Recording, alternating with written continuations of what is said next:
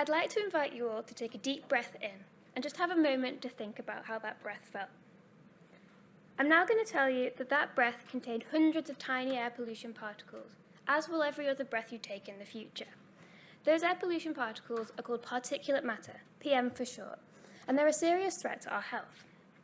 PM is made up of solid and liquid particles of all different shapes and sizes, but the ones that I study are anything from 30 to 300 times smaller than the width of a single human hair. So PM are tiny, and yet they're known to cause or worsen illnesses like cardiovascular disease and asthma, and they've even been linked to Alzheimer's and cancer, so they're serious stuff. Hopefully I've not worried anyone too much with this news, but if I have, please be reassured the government do monitor and regulate PM.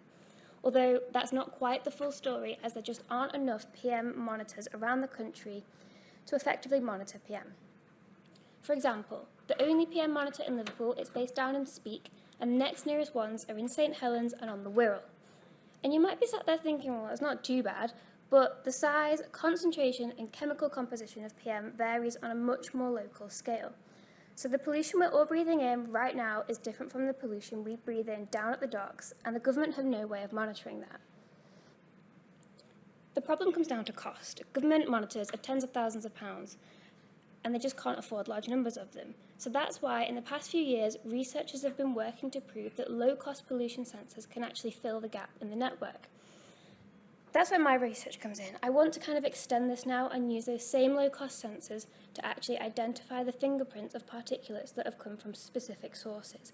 And I'm using the maritime industry as a case study because the UK is a country full of ports, meaning millions of people are exposed to the harmful PM they emit every single day.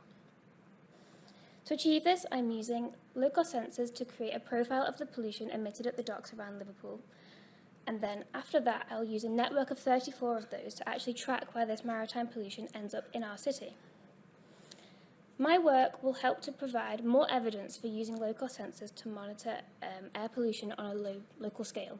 It will also help to prove that we can and should regulate individual PM emission sources, and it can even help planners decide where best to build parks and schools in a way that minimises people's exposure to air pollution. If my work's successful, hopefully it can convince local councils to purchase their own network of low-cost sensors to safeguard our health and ensure that every breath we take in the future is safer than the breath we took at the start of these 3 minutes. Thank you.